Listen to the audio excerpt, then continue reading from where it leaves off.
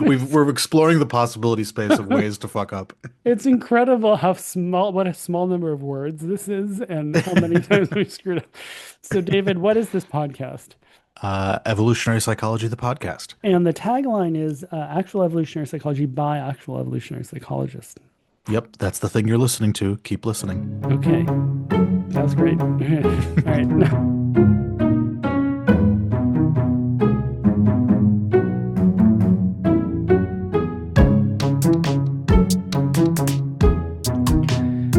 David, I make it a practice to actually listen to our episodes, and this one I learned a lot, and in fact I learned so much that I had to listen to it I think a second time to pick everything up. Yes. Because today we're talking to Ed Hagen, and there was just so much in this episode about what was in this episode. I mean, we got into depression, mental illness, delusions, drugs, getting high, whether animals get high.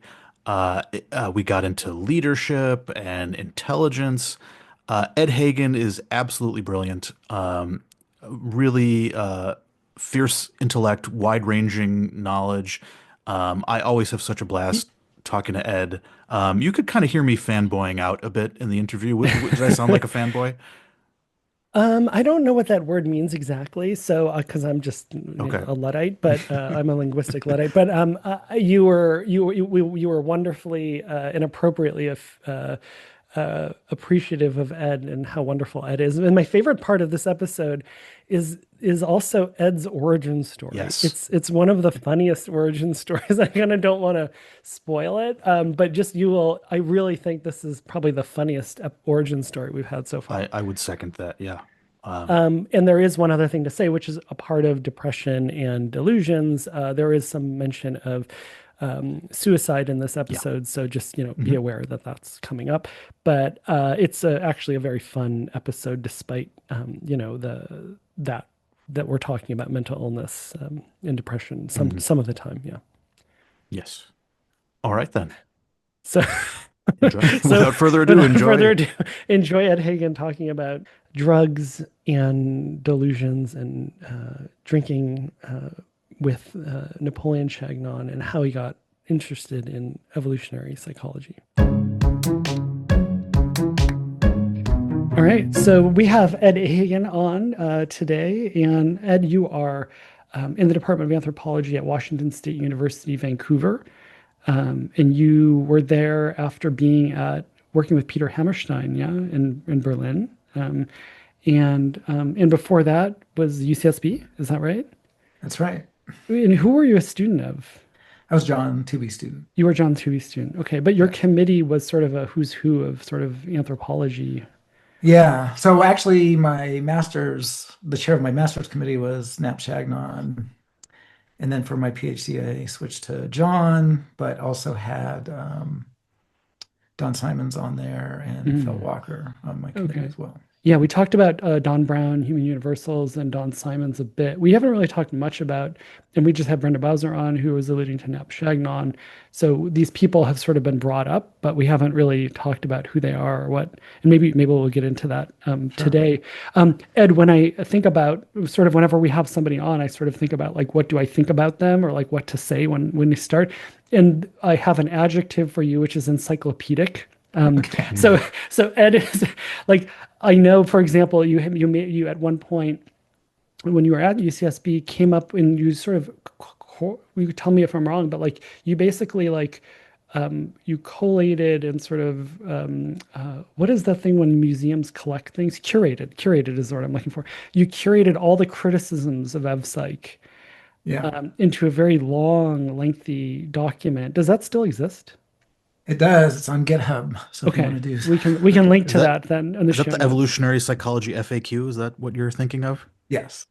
Yes. Okay. Yes, I remember that. It's a very good document. I like it a lot. Yeah, but just I wanted to go over because Ed, like I almost feel like we have so little time because um, information warfare, plant neurotoxins, and the paradox of drug reward. I mean, I remember you seeing a talk by you talking about cigarette smoking and the worldwide deaths. I want to cover that because it's just incredible. evolution of music and dance, evolution of leadership. I'm going in reverse alphabetical order for some reason. Evolution of knowledge specialization, depression, which is also something we should talk about, and other Yes. mental health issues, child nutrition and growth, parental investment, and yeah. So I mean, just so many things to talk about. So I think we should start with something completely besides the point, maybe. Sure. But actually, maybe this is not beside the point. But one thing we do often ask people is sort of how they discovered evolutionary behavioral sciences, the quote unquote origin story. Do you have a sort Yeah, of, my villain origin story. yeah, Yeah, it's a long one. So I started out as an undergrad in physics and math, and actually that was kind of my first career was in a polymer lab in at UC Berkeley. Um, but I realized I didn't want to be a polymer chemist, but I didn't really know what the heck I wanted to do with my life, and I had no introduction or experience at all with any of the social sciences. I'd taken a Western Civ class, as a breadth requirement as an undergrad, but almost all my classes were physics and math courses, with the occasional, history of Mesopotamia and philosophy course here and there. And it was actually the history of Mesopotamia class. Part of it was the Neolithic Revolution and the origins of agriculture about 10,000 years ago in the Middle East, in Mesopotamia. And that was, as however old I was at that point, 18 or 19 or something, that was a shock that we hadn't always lived via agriculture, but that we had this hunter-gatherer past that was actually most of our evolutionary history. And at the same time, I was in college, and you have all these kind of close relationships. And I really, as I was pretty miserable, realizing I didn't want to do what I had been trained to do, but didn't have any idea what the heck I did want. yeah. I just started talking to people, and I realized that some folks had real problems, unlike my. I see. So like there were like tales of distribution on mental health. That's right. Okay. And so I was at one end where I'm kind of miserable, and then there were other people that were suicidal. Right. And at the time, this was in the early 1980s, and this was the rise of biological psychiatry. It was in all the Newsweek, Prozac Nation, and it was this biopsych model of depression, that it's all chemical imbalances that we can correct with antidepressants. So biological and sort of like the biochemical, Low level, yeah, low level, biochemical, right? Yeah, low yeah, level yeah. neurotransmitter level.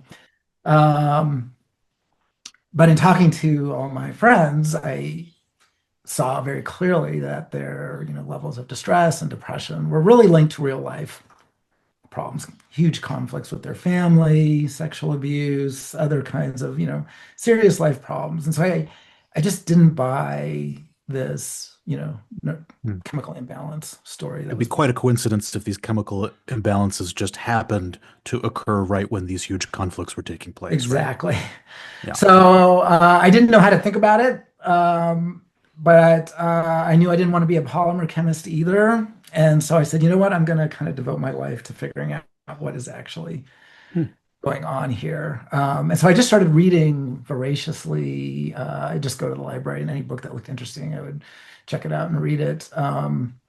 And I was still working in the polymer lab at UC Berkeley, but I was sneaking off to classes by George Lakoff and John Searle and cool. Brent Berlin, and really realized, in combination with this new fact I had learned from my Mesopotamian history course, that we had basically evolved as hunter-gatherers, even though they hadn't phrased it that way. And so I began to put together my own very, very crude version of what we now call evolutionary psychology. So you invented evolutionary psychology. I invented a very independently. crude version that somehow Wow, the okay. structure of our brains is due to this long evolutionary history as hunter-gatherers. So depression somehow is coming out of that. I don't know how yet. That's But I cool. realized that if I really wanted to pursue this, I should probably do research with hunter-gatherers. And who does that? Anthropology does that. So at that time, we didn't really have the internet. There was this huge volume of put out by the AAA, the American Anthropology Association, of all the programs in the country. And this was somewhere around January or February of whatever, 1989 or 1990 or something. And I was flipping through there and I was seeing that I had missed every single application deadline, except for one school. I had no idea who was there or anything, but I just like, I want to do this now and I have not missed their deadline. Wow. Um, and so, I quickly took the GREs, or maybe I'd already done it. I can't remember now. And got my fellow lab mates to write me letters as if they were my supervisor. So they all kind of faked some letters for me because I didn't really have We'll anybody to edit write that me out letters. later. Yeah, you can edit that out later. And I said, "Okay, send this all in." And I got in, and I had no idea that this was the center for evolutionary studies of human behavior. I had no idea who Tooby was, who Cosmides was, who Don Simons was. Nothing. I knew nothing about that. So I came in actually as a sociocultural anthropologist, and and then of course the rest is Yeah. history. I began to see what was going on there. That's such a different, most people, they don't arrive at evolutionary psychology, but they have this, they're not satisfied with what they find, and then they discover it and they go Mhm. somewhere that has it. Right. You somehow discovered it on your own and randomly ended up somewhere where it was happening. Exactly. It was totally random. Wow. Totally random. Good Um, thing about that deadline. Whoever did that, well done, because we need Ed Hagen. So thank you. Yeah, and actually Whoever it was was like, we Don should just Brown extend the deadline. Yeah. who admitted me. So he was always sort of my guardian angel. Oh, that's He great. was on the admissions committee, I guess. So Don Brown, Don Simons, and Nap Shagnon, these were people that preceded at least me. What was that? What was it like when you got to UCSB? Well, yeah, like how did you, I mean, we can continue this. Like, so you just randomly show up. How do you find out? Did you yeah, I just sort of, randomly yeah. show up and I actually the only thing I knew about Chagnon is that in my kind of reading quest earlier, I had come across this book by Ken Good, who was extremely harshly critical of Chagnon and really portrayed him as, almost a monster. And so all I knew about Knapp was that he's this really notorious figure. And of course, he is my advisor now. And I go to meet with him. It was kind of later in the afternoon or early evening, and I knock on his office door, and there's this huge, massive barking, and he had these two huge dogs in there. He's like, "Hey, come on in," and he opened up the fridge, and he had two six-packs of beer. Yeah, he had Miller, and it was probably PBR or something. He said, "I'll give you the good stuff. You can have the Miller," and so we just sat down and started drinking beers and talking, and it was one of the most incredible, conversations I've really had as an anthropologist. We just covered because I had been reading on my own Mhm. heavily into anthropology and hunter-gatherer studies, so I was able to kind of talk about all this stuff and Yeah. give Knapp all my naive ideas. And But he what what was what what made it remarkable? Was it that he knew so much, or he had a different experience because he was Well, on the ground, or he both? he Yeah. was very kind of open to letting me spout off on on my Mhm. crazy ideas, but he knew all the anthropologists that I had been reading personally. He I knew see. Colin Turnbull and Robert Bailey and Irv DeVore and all these guys. So he was kind of able to give me all these kind of personal background and personal stories and more perspective on everything. Mhm. Um, and so it was just this wide-ranging conversation fueled by two six packs of beer. And then when I kind of walked out of there reeling, I was like, okay, this is going to be a wild ride. Uh, And it was. But at that point, I was still very much in the sociocultural side of things. And I realized pretty quickly that when I had gone into anthropology, I thought it was a science, to be blunt. And I thought it was very much, and what sort of the program like Murdoch's program of trying to understand, scientific models of human cultural diversity. Mhm. And what I realized very quickly in my seminars was that many, many anthropologists were not really interested in understanding the world. They wanted to change the world. Mm. And so I had kind of a crisis early on. Do I really want to stick with this discipline that is much more focused on advocacy than science? And I realized, I'm pretty late in my, I'm about 30 years old at this point. It's going to be hard to have yet another career switch. And at this point, I hadn't taken, I can't remember if I taken 2B seminar. I know I was pretty skeptical of John's stuff, even after taking his seminar. Mm. Hmm. Somehow, John, who Interesting. later became a really close personal friend, but was really rubbed me the wrong way. Oh, Do you interesting. remember what rubbed you the wrong way? What you took issue with as a young, naive Um, man? I don't know exactly. There was, I didn't see the logic of his approach yet, and I'll tell you how I Hmm. got there. Once I saw it, I'm like, okay, now I get it. But I didn't get it at first, even though I knew Okay. I was really excited to take his seminar at first because the flyer had all the stuff that I was interested in: evolution of the human mind, cognition, hunter-gatherers, ancestral environments, emotions. I was like, yes, this is it. And then I took the seminar and I was like, this is not it, at least at first. Hmm. Um, but at the same time, I was going as a sociocultural anthropologist and really having to decide, do I want to stay in this field, which is really focused on advocacy more than science in many ways. And I did decide to stick with it. And I'm glad I did.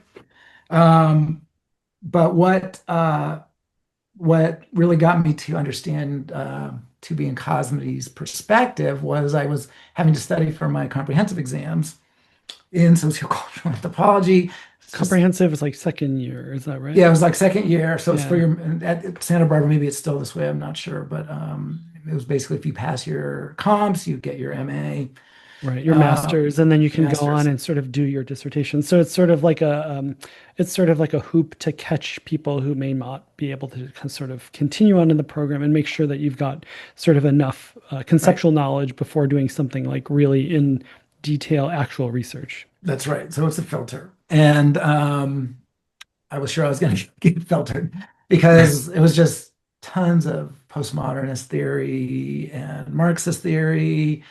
And It's hard to keep organized. Like it even was really it's just hard. there's because And if there's not a so lot of principles, it's hard to there kind of wasn't a keep lot of everything in principles. track. And so I Yeah, was yeah. panicked. And so I said, you know what? I'm going to do mine. At that point, they didn't have the separate, I don't know what they call it now, but evolutionary anthropology program that didn't exist. So, but you could do it as a specialization. So I said, you know what? This stuff is really easy. I can understand it. So I'm going to just do you could pick like two or three topics that you were going to be your specialties for the comp. So I said, I'm going to pick that as one of them. And just because I think it's easy to pass. So And you chose it not because you found it inherently promising or no, insightful, but I because didn't. you I was thought it was actually easy. inherently skeptical of it. I was like, Wow. this Okay. is not the way to This is so go. funny, Ed, because I think of you like I think you have the most knowledgeable person in the evolutionary behavioral science, and everything in your story is like, oh, there was a late deadline. I was worried about like, Right. I'm so sneaking into somehow you've classes. you've really yes you I'm trying to make flourished up for my since yeah, past sins exactly. here. Yes, exactly. But yeah, so I went to Don Simons and asked him, what should I read for the Evo comps here? And he said you should read blah blah blah. You should read George Williams, 1966, Adaptation Adaptation and and Adaptation natural and Natural selection. selection Selection. in Yeah. yeah, in And then I'm course. like, Yeah. 1966. Oh, come on, Don. Isn't there something more recent? Do I really have to read this? And he was like, well, it's a classic. I'm like, okay, okay, I'll read it. And then once I read Williams, I'm like, now I get it. Mm. 2B is applying Williams to the brain.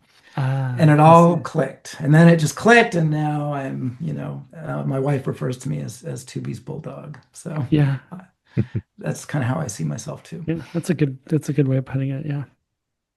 So Very, very that's my villain origin yeah, story. that's really cool. What do you have an idea of what clicked for Williams? Yeah. So I was in the heart, I was in the natural sciences. And as a kid, I was your typical nerd, your geek into model rockets and robots and computers, building my own computers from scratch. It was all, the stereotypical male adolescent into things and technology. And early on, I really recognized that human engineering pales in comparison to nature's engineering. That was just, once you try to build anything and Yeah. actually have to make something work. Yeah. So I was trying to build electronic circuits and just all the challenges of controlling noise and timing and feedback loops and blah, blah, blah, just drives you nuts. Or even just building simple things. Even earlier when I was younger, I would build, these go-karts and, just getting them to work. Yeah. Very, very hard.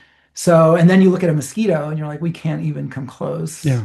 as humans to building something. So I recognized that was early on. I just had a kind of an appreciation for the engineering in nature. And that really came through in Williams, the adaptation part, the design part. Mhm. Yeah. And so that's where I clicked with Tubi's, Right. cognitive design and Tubi and Cosmides.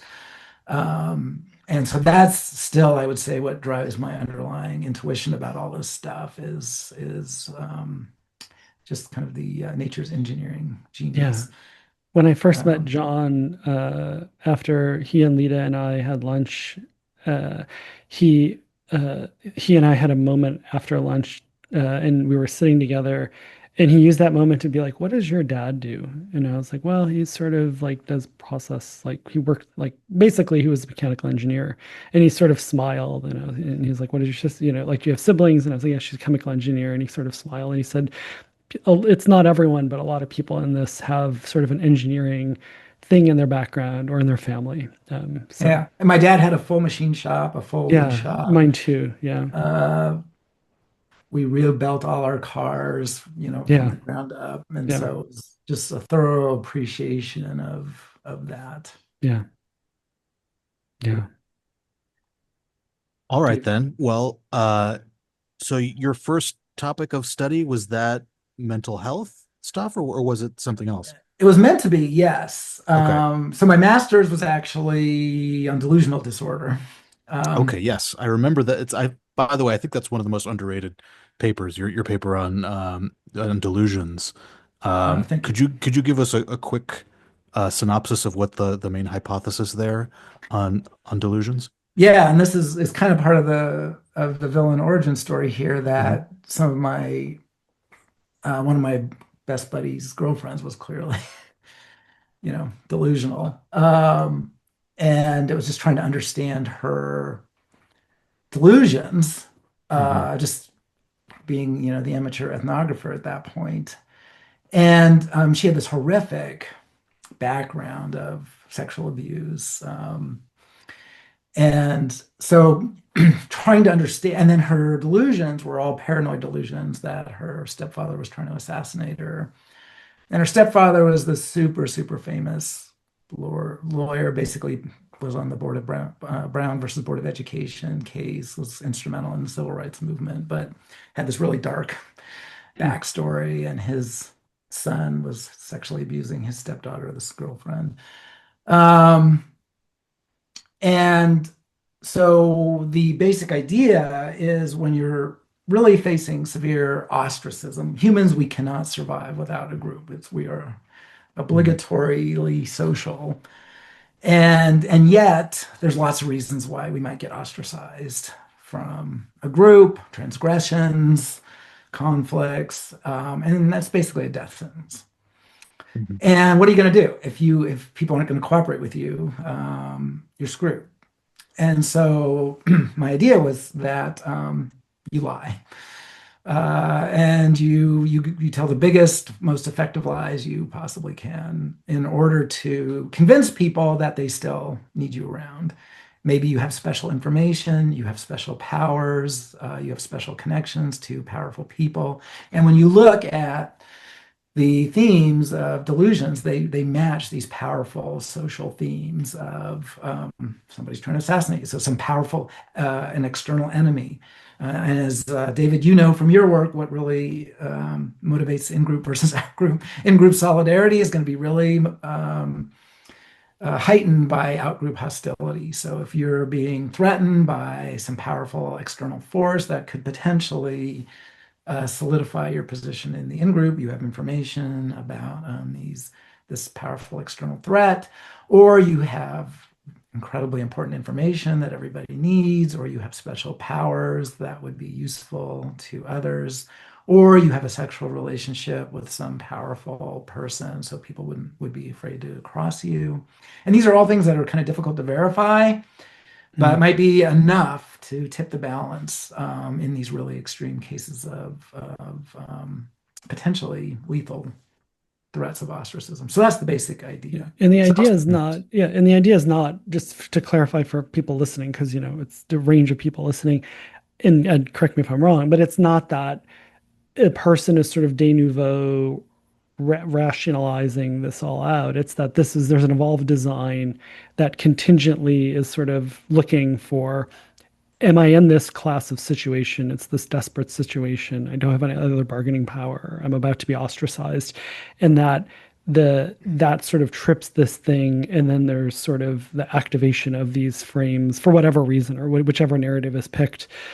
So it's not something that's sort of like, quote unquote, the person is coming up with, but it's the expression of this evolved design that was selected for. Yeah, there's not some underlying manipulative motive. Exactly. That's It's a mechanism that triggers you, the person that's suffering these delusions, genuinely believes them, right, and is actually very good at getting evidence to back them up, and make very convincing case for their story. And so, yes, exactly. It's not a secretively. It is a manipulative strategy, but not with some underlying manipulative motive underneath it. So that was the first idea. Not surprisingly, no.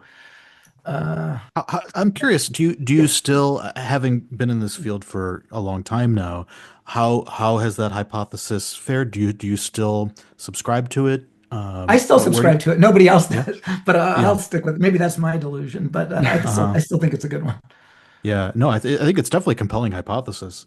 But this is a good segue into your other work on mental health issues. So as we talked about, the prevailing view in psychiatry and mental health research is that mental illnesses in general are dysfunctions. Depression itself is a chemical imbalance. We just need to rejigger the right levels of neurotransmitters, and we'll solve your problem. It's things breaking down, and you have a different view on what mental illness is.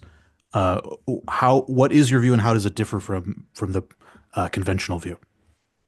Yeah, so it's not a view of mental illness in general. The brain can dysfunction just like every other system in our body can dysfunction. We have autoimmune disorders, we have cardiac arrests, we have liver dysfunction, kidney failures, vision problems, so forth and so on. So the brain can dysfunction, and I strongly suspect that things like schizophrenia and which is actually, you can distinguish from the delusional disorder that I was just talking about. Even though delusions are a part of schizophrenia, they're nosologically distinct. But things like autism, schizophrenia, bipolar disorder probably are genuine cognitive dysfunctions. But if you look at depression and anxiety, quote unquote, disorders, they really are different. And they're different in a number of different respects. First of all, unlike schizophrenia and autism, the environmental causation, the environmental component of depression is huge, whereas it's a really small component of schizophrenia, which largely seems to be genetically heritable due to genetic variants. And so you're referring to twin studies research where they compare twin studies research, GWAS research, genome-wide association studies. Yeah, exactly. Yeah. And those pretty clearly indicate that there's a really strong contribution of genetic variation to things like schizophrenia and autism. Unlike depression, where the heritability, the contribution of genetic variation to variation in depression is quite small. There is Interesting. some, but it's quite small. Hmm. Uh, and there is environmental components to all these mental health problems, but with things like schizophrenia and autism, we don't really know what those environmental components are. With depression, we Mhm. know it's adversity. Bad things happen to you and you get depressed, as we were just talking about. Hmm. And that's been shown very convincingly that it's not just associated with depression, but that adversity is very likely causal. Now, that doesn't mean everybody that suffers adversity will get depressed, but pretty much everybody that's depressed has suffered adversity with rare exceptions. And there are some Hmm. exceptions, but at least 80 to 85, maybe even 90% of the cases of depression have a clear link to some recent severe adverse event. It might be divorce, might be death of a loved one, might be sexual or physical abuse, might be loss of a job, financial problems, legal problems, something. But these are all things that would have had a very strong negative impact on our fitness. These are all common things. These are not part of our new environment. And, there's not a person alive that hasn't had somebody die. Hmm. Um, or been had at least some physical threat or had bad things happen to them. So these are the kinds of things that would have been very, very common and routine over evolutionary history, and when they happened would very plausibly have had a negative impact on fitness. And so we should have evolved some kind of adaptive response, some Hmm. adaptations in response to these kinds of adversity. Hmm. And when This you look stuff at should feel bad. it, You should would feel expect bad. it to feel bad We from an would expect evolutionary it to perspective. feel bad because it's having Yeah. a negative impact on your biological fitness if Yeah. your parent dies or your child Mhm. dies or your Yeah. wife or husband dies. Hmm. And so that's one thing that really distinguish two things that really distinguish depression and anxiety disorders from some of these other ones. And the Hmm. other thing is they're really common. So schizophrenia and autism are pretty rare. They're down at the 1%-ish level. Hmm. Depression is at least 10 times higher than that, if not more. Hmm. Um, and Schizophrenia and autism, lifelong conditions, and they develop early on in life, and you've got them for the rest of your life, typically. Hmm. Not the case with depression. Typically, people will suffer one episode in their life if they suffer any episodes, and they will have symptoms for several months, maybe up to a year or so, and then that's it. And then they're back to normal after that. Again, very much unlike these other much more plausible mental illnesses. Yeah. It's So yeah. It's yeah, hard go to ahead. reconcile that with the chemical, because if it Yeah, was a chemical, you'd expect it to last presumably your whole life until you get an antidepressant or something like that. But it would be weird to just have your chemicals become imbalanced for a few months, coincidentally when hardship is happening and then go back to normal. Like that's a pretty strange thing to happen if under the chemical imbalance view. yeah, exactly. And this actually makes it hard to test antidepressants because when you have your control group, Oh their no. symptoms are Oh decreasing just boy. about as fast as they are under the antidepressant Uh, regimen. So distinguishing, there's this Mm, very slight difference in those oh survival man. curves. And so this is kind of often referred to as a placebo effect. It's not really, a placebo effect. It's just that depressive symptoms it's the baseline. tend, Yeah. it's basically they tend to, Things resolve, if you're things having a resolve. problem. Yeah. So, yeah. And when you take antidepressants, there is, they may resolve slightly faster, very slightly. Mm-hmm. But even that's not clear. In some sense, the jury is kind of still out on antidepressants and if they're really doing anything. Hmm. So, on the Hamilton scale, it's like 2 points out of whatever it is. I forget but it's like out of 30 points. It's a very limited effect size, very small effect size, about zero point 0.3, D 0.3 for those who know Hmm. that stuff. Um, so yeah, so exactly as David said here, my idea is actually, and is pretty much the same idea that most evolutionary people that have looked at this, they have their own little spins on it. But it's basically just as David said, when bad things happen, you should feel bad. And the reason you should feel bad is the same reason we feel bad when we get a physical injury and we feel physical pain. Mhm. We need to know that something bad has happened, and we need to address it. If you break your ankle, you need to see what you just did. You need to stop walking on your ankle. You need to, sit down or whatever you're doing that broke your ankle. You need to learn whatever stupid thing you did. Don't do that again. So there's all kinds of rearrangements and learning that we need to make when we have a physical injury, and that's why we experience physical pain. And we very likely experience psychological pain for very analogous reasons. That when bad things happen, if your wife is getting ready to leave you, you better figure out what's going on here. Can you change your behavior? Um, or, should you learn what to not to do next time, the next time you get a mate? Or if someone close to you dies, feeling bad won't bring that person back, but you may begin to really think about what could you do to prevent the death of another close person that's close to you. What could you have done differently that might have made things, travel down a different pathway? Or how Um, can you live your life without this person yeah. that you Or used to how can depend you live on? Yeah, exactly yeah, now? All those mm, resources have disappeared, or that social yeah, support, or whatever it is. I need to yeah. now find alternative sources. So you Hmm. do really need to think about these things and learn from them and readjust your life. So it would be remarkable if we didn't feel bad. And when we look at depression, it's on a continuum. It's a continuous scale. And so when people suffer adversity, some people suffer less psychological pain, so they're not diagnosed. Some people suffer a little bit more, and that's because what looks like the same event, like a divorce, might be horrendous for some person, but not so bad for another person. So the levels of depression or psychological pain that we might experience to what on the surface looks to be a similar kind of adversity might really have very different implications for different individuals. Hmm. So that I think is at least part of the explanation why not everybody is diagnosed as depressed every time there's someone dies or they get fired or there's a relationship breakup. And it's Hmm. because those things have different implications for people in different circumstances. So grieving and mourning, and I mean, what I've heard, maybe this is your expression, Ed, but it's almost like kind of going on strike. Like, can you talk a little bit about the proximate? So, like, why is there a turning down of valuation or like feeling good or anything? Yeah, Right. So so go ahead, David. yeah. So I mean, so this explains why the feeling bad part of it, but that's not all of what Right. depression is. It's not merely feeling bad that, your spouse died or, your wife broke up with you or whatever, you got fired from your job. It's not merely that you feel bad about these things. It's that you have lost your motivation to engage in everyday activities. You become dysfunctional. You can't do anything, can't get out of bed. You're not eating, you're not sleeping. So there's much more to depression than merely feeling bad about something bad that happened to you. So how can we explain this extra stuff Yeah, that and one of the big yeah, ones there is suicidality, thinking about killing yes. yourself, and sometimes Yes, following exactly. through on that.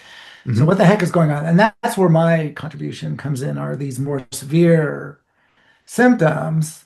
And our approach there is where we add a little bit on to the psychological pain hypothesis, which is an internal signal. Um, but there's also going to be external signals a lot of times. So again, with physical pain, it hurts. But a lot of times we give external signals. We have a sad face, or we start crying or screaming. So we're signaling our need to others. Hmm. Um, and in many cases, others will respond. Again, as we talked about earlier, humans are obligatorily social. And we have always lived in social groups, and in many cases, when we're suffering adversity, our social partners jump in, are glad to help us, they value us.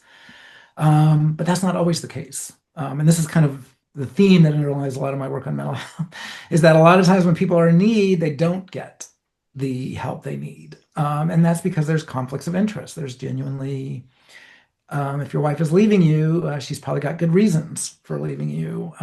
There's a conflict there. If your spouse dies, you now need all the resources you were getting from them from somebody else, but others may not have those resources to give. Um, you are physically assaulted or sexually assaulted, you need protection, but that puts other people at risk. So what do you do when there's conflicts and you do have needs, but other people are unwilling to fill them? And that's where what David brought up, this idea of strike. If you are valuable, a living person is extremely valuable. You have all kinds of skills and knowledge and capabilities. So you have tremendous value to others potentially. And what we argue that things like all these symptoms that David brought up of your motivation dials down, you can't get out of bed, you may stop eating, you may think of killing yourself. What you're doing there is you're threatening to take away the value that you represent to others, take that away. And that's the idea of going on strike. So if workers aren't getting the salaries they need and deserve, and there's conflict with, now if management is good, they'll say, hey, I know you guys need it. But if they have conflicts with management, they're not going to necessarily get the salary increase they want.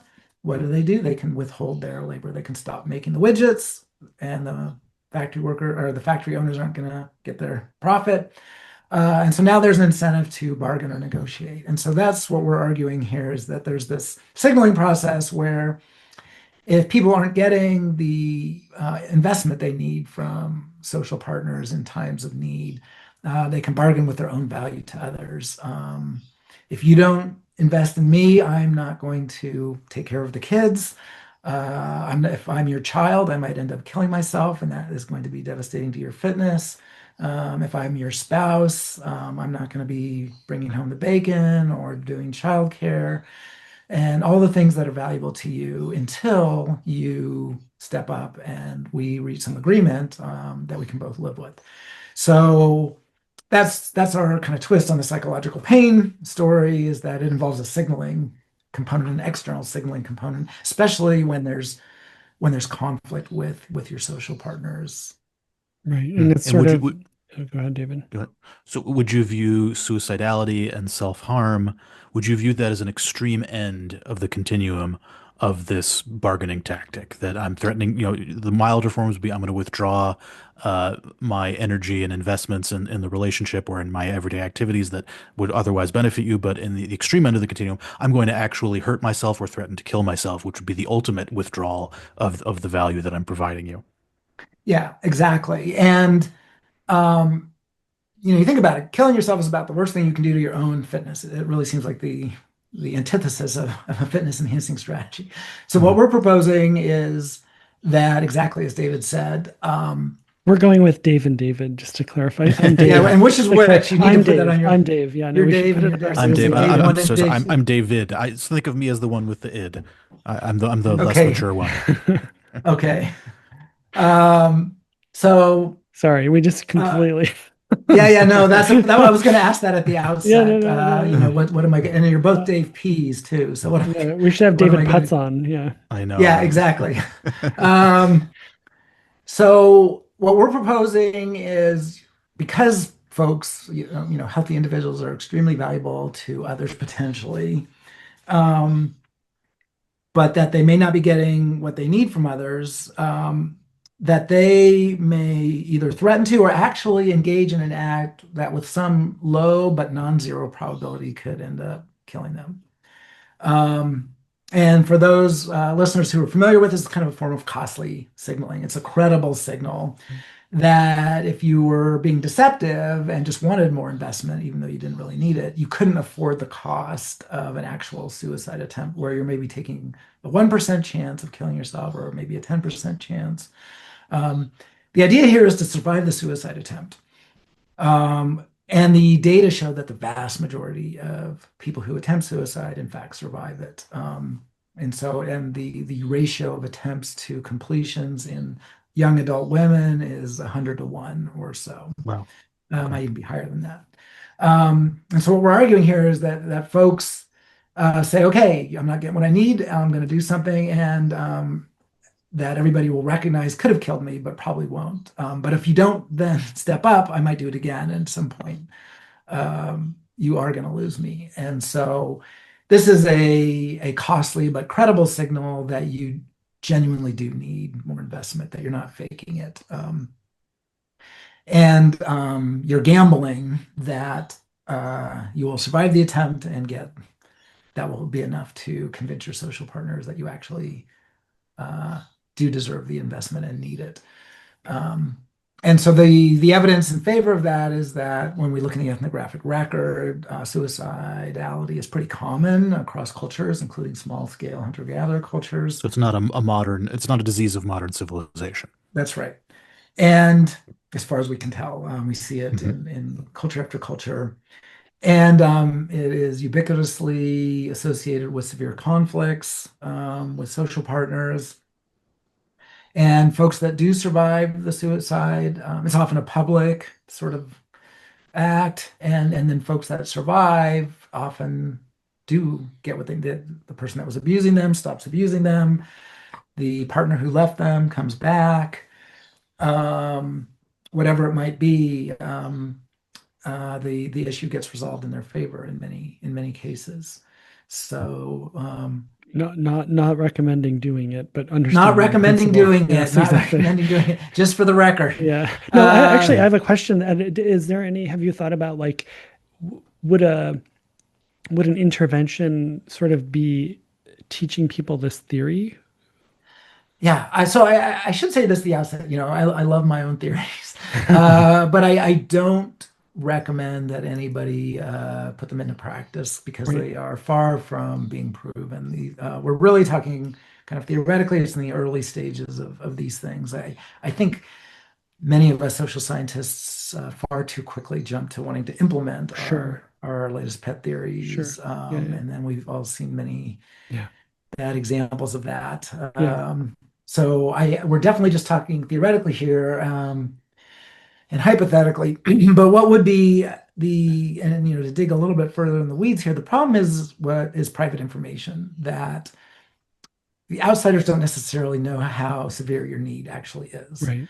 Um, you could be faking it. There's conflict. Yeah. Are you genuinely need, or are you just looking for more?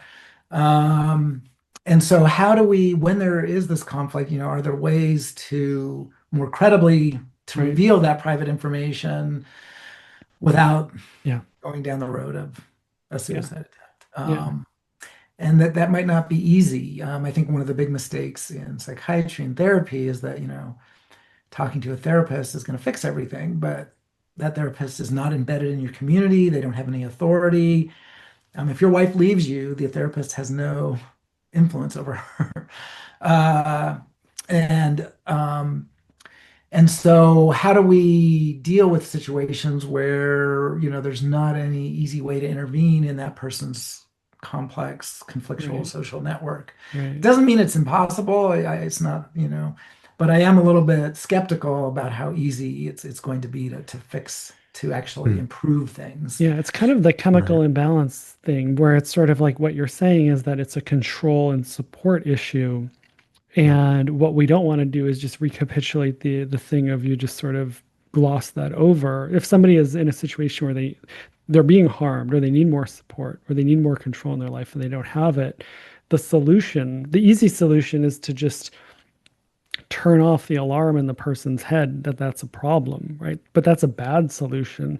A better solution is fix the lack of control, the harm, the those things. But that is not something that you just pop a drug or an easy sort of social science intervention. That's changing the person's situation. Yeah, and I have two comments on that. One, when we think about physical pain, you break your ankle and you go to the hospital and you expect them to set your ankle, put some pins in, put a cast on, but they'll also give you a painkiller. But they won't do that until they've actually, Yeah, fixed the that's a ankle. good They don't point. just Yeah, give you the exactly. painkiller and Yeah. say, "See ya." Yeah. And that's what we're doing with kind of depression therapy now with antidepressants is we're giving you the painkiller, but without Oh, fixing the interesting. problem. So Yeah. it does suggest that there might be a role for a psychological painkiller, but only Right. in combination with genuine solutions to the social conflicts and social problems and adversity that actually exists. So that'd be point number one. Point number two is we kind of have, as humans, we have a moral system. Some people are on the right side and other on the wrong side. So your wife leaves you. She could be the selfish person, or you could be a jerk. And so when there's conflict and you have adversity, and you know, maybe you got fired from your job, but maybe you should have been fired. Maybe you were stealing from the company or something. So people suffer adversity sometimes because they are, you know, the innocent victim, but other times because they're the guilty victim. We can't always assume that the folks in need are what the public would judge as sort of innocent victims of adversity. They might be guilty victims of adversity, and so that's going to make it even more complicated to address a lot of times that folks that are suicidal, and we don't want that to happen, but may have really genuinely transgressed against others or done things that they really shouldn't have done. And that's going to make it all the more complicated to kind of deal with their situation, I think. Yeah. Um, David, do you have something else on this? Because I was going to do a transition. One last question. Could this potentially explain the limited benefits you see from psychotherapy? So if you are deprived of, social support, people who are listening to your problems and offering solutions, people who are there for you, that if you're deprived of that, and that's one of the causes of your depression, that regularly seeing someone who is compassionately listening to you could help to alleviate some of that, or at least the perception of social conflict, could give you the perception that at least someone is out there who cares about you, and that could be responsible for some of these limited benefits of psychotherapy. Yeah, and folks that are in the evolutionary psychiatry realm recognize, you know, this is sort of the alliance with your therapist, that this is going to be Yeah. now your social partner. They're genuinely on your side, and you can develop this trusting relationship where you may begin to get some of that stuff. Mhm. And so in some cases, that could explain some of the really important benefits of therapy. Absolutely. And then the limitations would be that the therapist can't intervene in your actual life in many Mhm. cases. And I'll give you an anecdote. One of my colleagues and good friends in evolutionary psychiatry, Andy Thompson, um, you know, he and I have been talking about this stuff for years and years now. And he's kind of he's a psychiatrist, and he works in student health, and so he's seeing students with often severe issues like being suicidal. And he just told me this one anecdote that he had one, and I can't remember the precise details here, but he had one patient come in, one student. Um, and it was really the stereotypical thing. You know, his parents were really pressuring him to be an engineer and major in engineering, and he was trying to do that, but he hated it. And what he really wanted to do was, you know, the arts and theater, something like this. I can't remember the exact details. Um, and he was suicidal about this conflict with his parents. And but because Andy was, you know, a school therapist, he could actually call the parents. And he basically did. He called the parents and said, "You really need to let your son drop out of engineering and switch to a major that he wants to." And the parents immediately relented. And literally, like a week later, this guy was fine. Wow. So in that anecdote where the therapist really did intervene in the conflict and change things in the patient's favor, or at least in that one, you know, n equals one case, it really seemed to help a lot. Wow. That's So it's amazing. interesting. So it suggests that this model of the disinterested, dispassionate therapist who doesn't intervene and isn't your friend, but is just uh, a professional, I don't know, psyche repairer.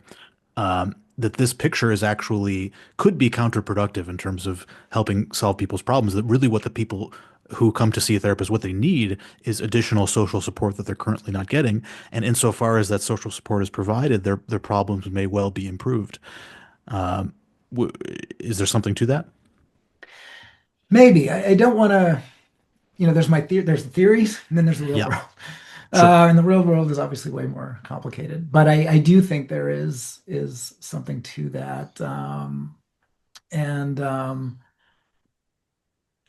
you know, and there is, you know, there is a strand of there's family therapy and where they do bring in the family, but that sort of presupposes that the conflict is family oriented, which in many cases, especially with adolescents, it is. Mhm. So they're kind of putting into practice what I'm advocating here to think about. But in other cases, the conflict is not family, right? It's at your job, or it's with some romantic partner that is just out of the picture at this point. Or it's not about that kind of conflict. It's, your spouse has died and it's the neighborhood that's not getting together to help you, or your social, your broader social network that was really, you didn't really realize, but was really through your spouse. And Mhm. now that they're dead, all of the people you thought were your mutual friends turned out to be, his friends or her friends. And that social network begins to deteriorate, and the therapist doesn't have any power over that. So yeah, is the disinterested, standoff kind of type, is that the way to go? There may be, there's obviously more complications here, but um, it would take a lot of work to really work out the you know a lot of the evolutionary psychiatrists do have, like Randy Nesse, Yeah. he actually is a therapist and works with patients, and so and he's put a lot of this stuff into practice, and I'm not quite sure exactly what he would say, but I think he would, not necessarily my theories, but his very similar He seems, I mean, theories. having read his book, we should probably have him on the podcast, by the way, but having read his book, he seems to be less of the disinterested therapist and tends to be more of an active supporter for his patients. I remember one anecdote where there was this guy who was doing these death-defying motorcycle races, and he was suffering anxiety and fear about them because people have died doing these kinds of stunts, and he wanted something to take the edge off. He wanted his fear to be reduced so that he could continue doing these death-defying motorcycle stunts. And Randy actually interjected and said, "No, I'm not going to give you that. Like your fear system is telling you something important, that your life is at risk. And if I were to give you medication to reduce that, I would be doing you a disservice. I would be increasing the chance that you die. And so what you need to do is not what you need to do is look into other activities for yourself that Yeah. are safer." And so that seems to be at least crossing some boundaries between the therapist and the patient. And it's interesting that, he crosses those boundaries in those ways, perhaps informed by his perspective. Yeah, and I think many people that work in evolutionary psychiatry, but also work with patients, would take a similar approach. Many of them have mentioned sort of kind of being the allies of their patients, Hmm. Yeah. and for these reasons exactly. So earlier in the podcast, one episode, I talked about Edward Bernays, who was sort of the father of sort of public relations. And one of the things I mentioned was that one of his first project was convincing women who were not at the time smoking to smoke. And so this is a way of bringing up this thing that you um, talk about, which is sort of use of drugs. And every time I drink a cup of coffee now, I think a little bit, there's a little Ed Hagen on my shoulder saying, "You're drinking pesticide." That's right. So this is sort of an invitation to sort of, and I remember seeing your talks when you were talking about cigarette smoking, um, and just the numbers of deaths was staggering. So I don't know. Yeah, if you want to start either with coffee or cigarettes, Yeah. but can you talk a little bit, and maybe also like how did you get into that from depression? Yeah. Maybe. So there is a segue. Okay. So it turns out that folks with mental health issues are heavy drug users. Mm, And so one of my I started doing this as graduate students. Roger Sullivan and I, we were both anthropologists. We were both working in on mental health issues. I was working more on depression. He was working more on schizophrenia. We were both taking an evolutionary perspective, and he was visiting from Auckland to Santa Barbara to do a year at Santa Barbara. And so we were both really interested, like what the heck is going on with the heavy drug use by folks with mental health problems. And so Roger was working in Palau with schizophrenics, and these guys were using tobacco and betel nut and other drugs copiously. And this is a really common pattern. mm. It's widely recognized. And And this was a group of people who were in a sort of weird society, or in sort of a more hunter or they were more horticulture, or traditional. It's an island, kind of basic island type, heavy kin-based, okay. So maybe non-weird not like type. a medical, maybe no, not like psychiatrists or psychologists available, right? Well, they did have a clinic, and so Okay. Roger got access to the I see. patients Okay, great. through the clinic there. Okay, great, And great. so they were kind of, and I don't know if the clinicians were Western trained or not, probably, Right. but they Okay. were, Yeah, I'm thanks. guessing. Yeah, yeah. But Roger was able to kind of see how these symptoms played out in a much more traditional Right. context than the way Right. they would play out here. So we started thinking about, what's up with the heavy drug use. Um, and we decided that, we want to take an evolutionary approach to this, obviously. And so we started like, what are the evolutionary origins of all these drugs? Let's not so much think about the drug use to begin with, but why do tobacco plants produce nicotine? Why do coffee plants produce caffeine? Why do coca plants produce cocaine? Why do cannabis plants produce THC and other cannabinoids? I just want to And interject one quickly, one thought real quickly. I think it's a beautiful example of how the evolutionary approach causes you to ask questions that you would otherwise not think to ask. yeah, So, why do plants have properties that make human beings high? Like that, right, out of all of the chemical properties that a plant could have, it's kind of curious that it would have a property that elicits pleasure and pleasurable psychological states in apes like us. So I exactly. think just asking that question is a really important question to ask. So continue. Sorry to interject. Yeah, no, that's exactly right. So we, of course, knew that these things are all what we call plant defensive chemicals. That tobacco is producing nicotine not so we can produce cigarettes, but as a way to defend itself against herbivores. So nicotine is a highly toxic substance. It's a neurotoxin. People commit suicide with nicotine pesticides. It's a really effective pesticide. It's used by Interesting. organic farmers. It's So actually that still that pretty widely used. Go ahead. that only intensifies the mystery that a It toxic does. substance is pleasurable to the Yeah. human brain. Yeah, these things, the popular drugs can kill you. So you can kill yourself with caffeine. It's a little harder with caffeine. You can kill Mhm, yourself with nicotine easily. You can kill yourself with cocaine, heroin, easily. mhm. These things are very, very potent neurotoxins, and plants evolve them to deter herbivores from eating them. And so that's exactly where we started. And then how do they do that? They do that by mimicking our endogenous neurotransmitters. So Mm. nicotine mimics acetylcholine, and cocaine, these mimic dopamine and other neurotransmitters. And so caffeine mimics adenosine.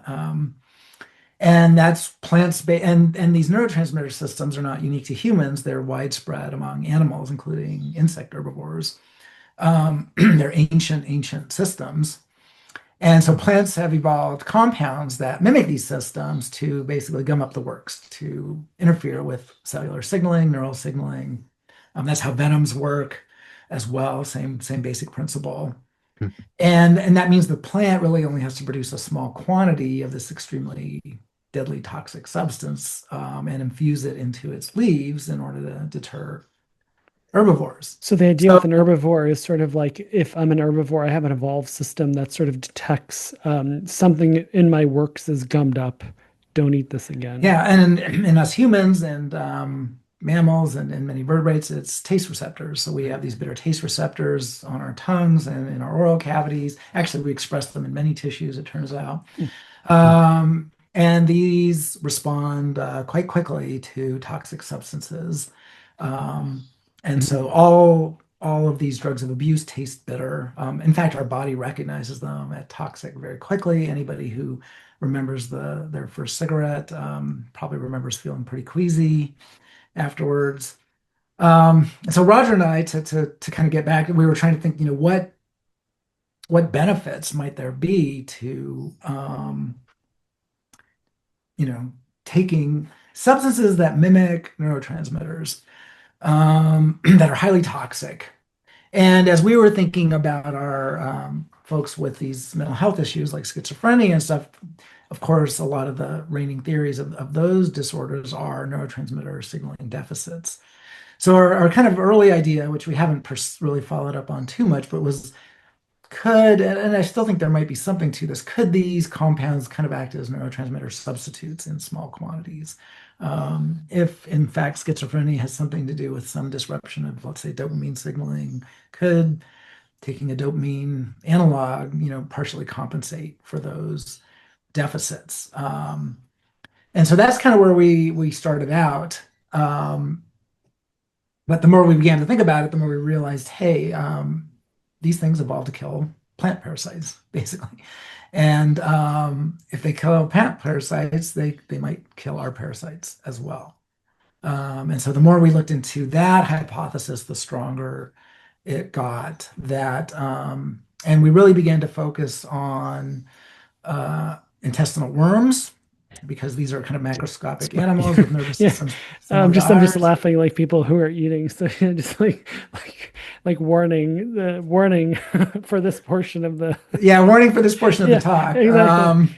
We could get into brain worms too at some point here. Fortunately, Ed does not have slides. I have to say that the most disgusting slides I've ever seen were from Ed's slides. Ed, to your credit. So Yeah.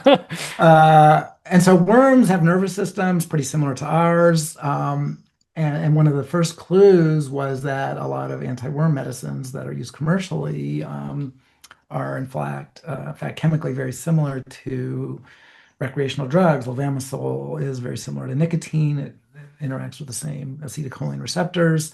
Even to this day, we deworm dogs and other animals with a compound called not acetylcholine, but auriculine, which is an acetylcholine analog produced in betel nut, which is one of the world's most widely used drugs. We don't really use it here in the US that much, but in the Pacific, and it's probably the number 4 drug in the world. And so when we began to look at this, we realized that basically every single drug of abuse kills intestinal worms.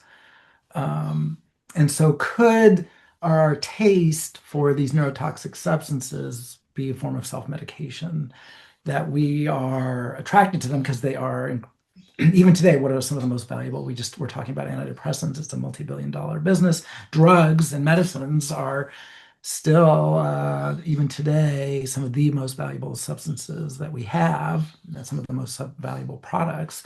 And that may well have been true over our evolutionary history, that discovering compounds that could kill our own pathogens and our own parasites would have been tremendously beneficial. And plants and animals are basically attacked by the basic same broad classes of things that eat them. And so if plants are constantly evolving compounds that harm those classes of organisms, they may also harm the ones that are trying to eat us. So that's the basic idea, and that's how we got into it. and Cool. And then to get onto, go ahead, David. No, I just Dave, want to do a recap of the idea, just in case people aren't quite following. So the idea is that plants evolved neurotoxins to get rid of the animals that eat them. So plant parasites, right? And and we take these substances because we're often preyed upon by the same parasites. And if we take these toxins in small doses, it's enough to kill the parasites without harming us. So we evolved a taste for these things in small doses. In large doses, obviously, they can harm us. But if we consume them in small doses, they act as a medicine that can get rid of pathogens and parasites in us.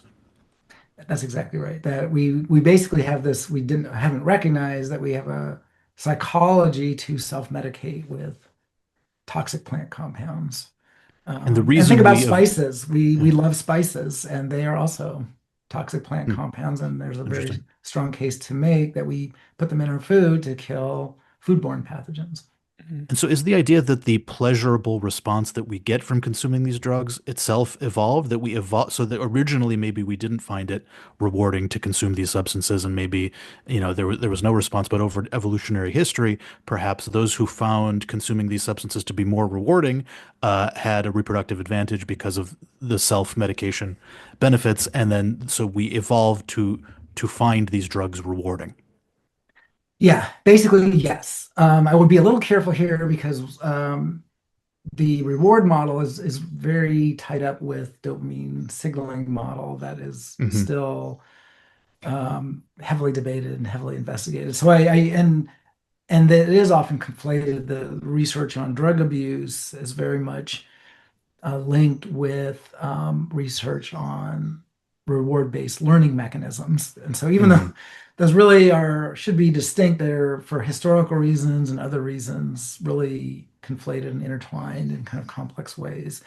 And so we kind of want to, it's been challenging because people want to jump right in with the dopamine reward model, and we're not willing to, put a blanket endorsement over that whole thing. We kind of want to step back from that and say, yes, we humans have some evolved propensity, a taste for these drugs, but exactly how that might be manifested in terms of our psychology and our psychological mechanisms, we want to leave that a little bit open because initially our reaction to it is aversion. When folks first try some of these drugs, their first reaction is correctly an aversive one. They taste bitter, they make you Hmm. sick to your stomach, they'll often induce vomiting. Hmm. Um, and what we see is that kids avoid them just like the plague. So there's not this universal rewarding experience, just, Hmm. The, smoking a stogie here. the drug use by age graphs you showed were just incredible. Can you talk a little Yeah. bit about that? Yeah. Yeah. So we began thinking about drugs as toxins instead of rewarding substances. So the basic model that is used by pretty much everybody in this area today, the mainstream folks, is that recreational drugs are like sugar. And that we like them and they give us this rewarding feeling and it's due to dopamine signaling and that's why we use more of them and then they have all kinds of complications around that basic story. But our story, we start with these things are no, they're deadly toxins and they taste bitter and your body recognizes them as toxic. They trigger vomiting reflexes and nausea. They trigger aversive learning quite effectively. It's actually really hard to get animals to self-administer nicotine. Mm. Um, and so from that perspective, we said, okay, who should not use these things? And we thought, well, these things are interfering with neural signaling, and that's going to be really critical during development when your brain is growing rapidly. So we would predict that kids shouldn't use them. And I still even remember saying, I'm going to check what we know about child tobacco use. And when I looked it up, I was blown away the same way Dave was here. There's no drug use by kids under the age of 10. There's just almost none, despite some of the YouTube videos that you might see. And we replicated this in hunter-gatherers where there's, and everybody thinks, okay, it's because your parents tell you not to do it and they prevent you from doing it. But, All those I 14-year-old parents, the parents of 14-year-olds, yeah, smoke and do drugs, Yeah. right? Yeah, right. I right. tell my daughter to avoid eating too much candy. She doesn't listen to me. Exactly. That's why I'm saying like how I've never The been able to get struggle my is kids to real. not Yeah, eat their, Yeah. Halloween candy yeah, or exactly. Yeah. grab those Yeah. cookies. So when it comes to genuinely rewarding things like sweets, the kids don't listen to us at all. But we have large scale data where they've actually done drug testing, and we just see nothing in kids for either Hmm. caffeine, and caffeine is put into soft drinks. And even there, the levels in kids are really low Wow. compared to adults. So, and then from about age of 10 to 20, everybody transitions to drug use. Everybody. It may be caffeine, it might be nicotine, it might be alcohol, it might be it might be marijuana, some other drug, but basically everybody makes a very rapid transition. And our argument there is that once your brain is more or less fully developed, the cost of interfering with brain development with these deadly neurotoxins has gotten down to the point, and the benefits of the self-medication have increased to the point where the balance now tips, and it's the benefits of self-medicating outweigh the costs, and we see this rapid Hmm. transition. And the exception there is that there is a sex difference. Females are transitioning less than males and adults, and especially in their reproductive years. And we argue that that's because over our evolutionary history, women would often be pregnant, so they're not protecting their own brain development, but the Hmm. development of their potential fetuses. And so we have really good evidence supporting that hypothesis too, that the toxicity of drugs um, explains a lot about the epidemiology of drug use that we see by age and sex. Yeah. And how facultative is do you think this is? So I mean, if when you're thirsty, you want water and you drink water and you feel better, and that sort of, is an important representation for organisms. If I am infected with zoonotic parasites, that's a fun sentence to say out loud. Okay. For the record, I'm not, I don't think. But anyway, if I'm infected with this and I take something, or my question is sort of like, do I crave things, or like, Yeah. do I So get are these yeah, like, prophylactic yeah, or are they therapeutic? yeah, Is the way exactly. we Thank you frame for this. putting it much more sophisticated way than me. Yeah, and so I think the strongest evidence would be that we use them therapeutically. And this hypothesis, we're not the only ones researching this. There's actually quite a few folks researching this idea in non-human animals. So in primates and even in insects, there's quite a bit of evidence now that other animals are self-medicating with toxic plant substances. Mm. And so that's where we can get some of the best experimental tests of kind Wow. of the Insects are smoking. They're yeah. getting high. Well, Bugs are well, getting high. they're consuming toxic plants Uh-huh. that don't make sense nutritionally, and Right. So and presumably they would be getting some kind of high if your model is correct. if I would, and if they're neurotoxins, plants are producing a wide variety of toxins, not Uh-huh. all of which are neurotoxin, but some of them are, yeah. So it could be they're getting, but they may Wow. have different representations, Right. how it affects their Right. psychology. But yes. Now there, I will say the evidence is mixed because in those experiments, you can experimentally infect your insect Mm-hmm. that's in your and see does it then increase consumption of, or you can experimentally infect your rat model or your mouse model or whatever it might be.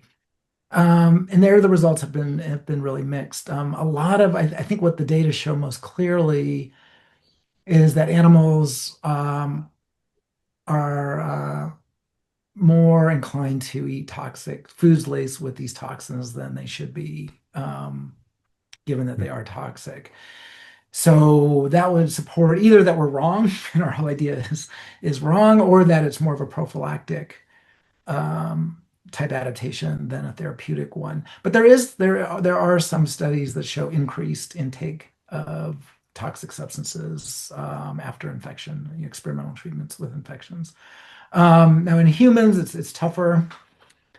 We did one experiment with hunter-gatherers where we went in the opposite direction. So we were working with Aka hunter-gatherers in the Congo Basin, and we were working with this population because they um, use a lot of drugs. The men do, the women almost do not at all, nor do the kids. But almost 100% of the men, basically 100% of the men, either use tobacco or cannabis or both. And basically 100% are infected with worms.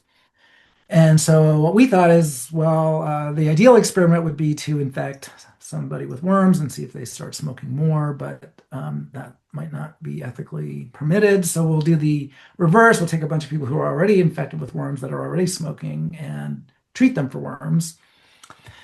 So we did a double-blind RCT, randomized controlled trial, placebo-controlled trial, where we took a large number of Aka hunter-gatherer men and got stool samples to confirm their worm infected status, and saliva samples to confirm their tobacco use and cannabis use.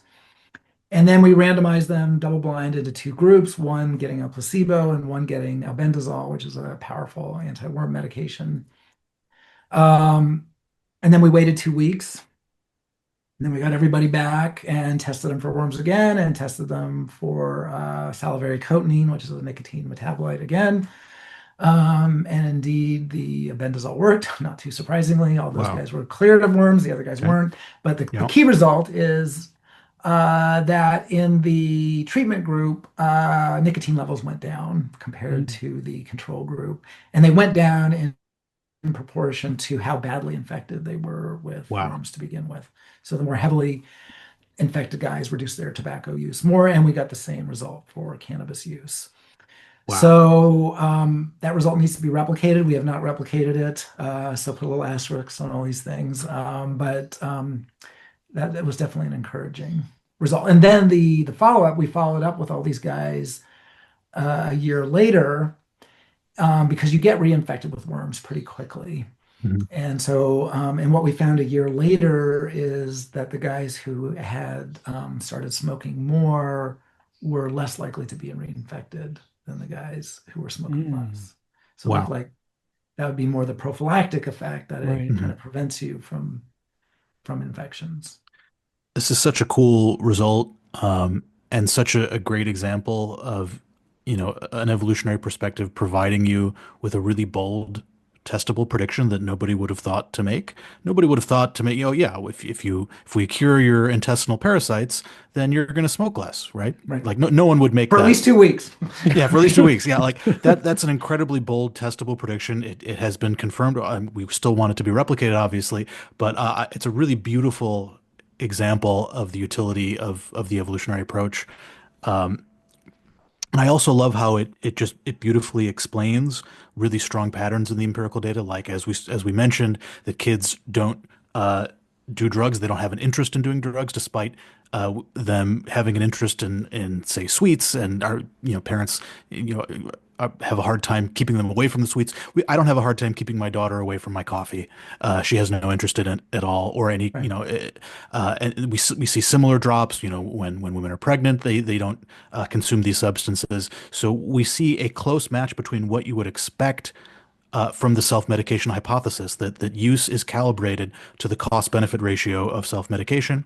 And it doesn't really match this idea that drugs are just hijacking our reward system. If they're hijacking our reward system, then you would expect kids to be grasping for this stuff the way they grasp for candy. You expect everybody to be doing it. And the more you do it, the more pleasure you'd get. So here's another prediction that your model makes. I'm not sure if there's any evidence for this. Given that these substances only have self-medicating effects in small doses, and then in larger doses, they have harmful effects.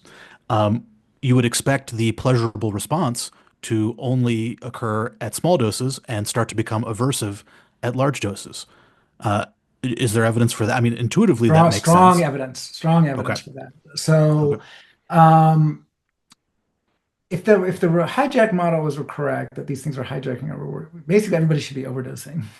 Yeah. Um, and nicotine can easily kill you. And yet nicotine overdoses are vanishingly rare. They're actually more common now than they've ever been due to vaping and the fact Mhm. that these vape fluids are often have flavors in them. And so you've got vial, and it's basically young infants Oh that God. so the visits to Mm. poison centers have skyrocketed with the onset of vaping because little little babies and toddlers are getting into the vape fluids and they kind of smell sweet and flavored, and then they get a big dose of nicotine and have to be rushed to the hospital. So, but absent that, nicotine overdoses are really, really rare. And so the evidence in favor of what David was saying here is there's been many, many studies of what's called nicotine titration. And so these are experimental studies where you take smokers and you you actually have this little box that measures your inflow, how deeply you're drawing in the tobacco. So it's measuring airflow. So you kind of stick your cigarette in one end, smoke it through the other end. Um, and so you do this to get everybody's baseline levels of basically, and you can also measure their nicotine levels in their blood, their cotinine levels, that's the nicotine metabolite. Um, and then what you do is you randomize them into groups where they either kind of get their normal cigarette or they get a cigarette that's either got more nicotine in it than usual or less nicotine in it than so a high nicotine cigarette or a low nicotine cigarette. And what you find is that people titrate. If you give them the high nicotine cigarette, they dial back and they dial back their smoking to basically getting the same levels of nicotine they were getting at baseline. If you give them the low nicotine cigarettes, they inhale, they puff more deeply, more puffs, bring their nicotine levels back up. So folks are very, very accurately titrating their levels of nicotine in a very narrow range. And that range is pretty much just below the range where you start to trigger acute toxic reactions. So people are, and that suggests to me that there's got to be an evolved mechanism to do that, to be that precise with such a dangerous substance. That folks are very, very good at keeping their nicotine levels within a pretty narrow band, even when you manipulate their source of nicotine. Yeah. Awesome. Uh, It's really beautiful work. I love this stuff. It's mind blowing. I gotta ask though, what's the deal with heroin? Like your model has a hard time explaining this. It destroys people's lives. It does seem like something is being hijacked and something is going wrong there. What's going on Yeah. there? Yeah, the opioid one is the tough one for us. I agree Yeah. with that. Mm, And I don't have a great I don't have a great story here. mm, A lot of it is that the way you take a lot of those ones that are really dangerous is you bypass a lot of your toxin detection mechanisms. So you inject mhm, mm, them, for example. Um, and so, for example, with cocaine, we don't really see folks overdosing seriously with cocaine if they snort it. But if they inject it, that's when you get the overdoses. mm, And also, with, oxycodone and fentanyl, you're taking pills that, again, you're bypassing a lot of your innate toxin defense mm, mechanisms. So I think that's part of it. If you really had to taste the bitterness of these things and you were fully engaging your toxin detection mechanisms, they might be less dangerous. interesting. And they do destroy people's lives. Alcohol does too. Alcohol is another little bit of a tough case for us because it's not a plant toxin, for example. Mm, But it is a toxin and it is an antibacterial, powerful antibacterial substance. Um, so I don't fully know. And, not everybody gets addicted to opioids. yeah. So could there be something about the environment, either the social environment or, could there be some? I've looked for patterns. For example, we have IgE measures from around the country, which is a biomarker of worm infections, Mm, to see if those kind of correlate with drug use patterns around. I haven't really found anything too convincing. mm, Um, Allergens. David was saying he didn't think he was infected with parasites, but actually you are. We all have these little mites that are inhabiting our hair follicles. And those can actually stimulate immune responses. So we do have a lot of these ectoparasites on us. mm. And in some folks, you get these really severe outbreaks from them. Most of us tolerate them pretty well. So could there be some immune system thing going on? And there's quite a bit of evidence that, and there's actually animal models of this, that stimulating the immune system does increase drug intake in laboratory animals. mm. And in correlation studies in humans, immune activation seems to be associated with opioid use. Fascinating. So it could be some kind of immune variation that might explain some of the variation in susceptibility to opioid use. Maybe Mm, you are self-medicating, yeah. but because your immune system is activated in a way for you, either due to your environment that you're in, obviously it's associated with poverty, and that's Hmm. obviously more associated with exposure to pathogens and lack of sanitation. Mm. Um, So so this is just, all just hand waving, but this would be some of sure. the paths that would follow for Yeah, that. more research is needed, or as my Yeah. friend Dan Sneezer would say, more funding is needed. Yes, So it's opium. That comes from like the poppy plant, right? that's right.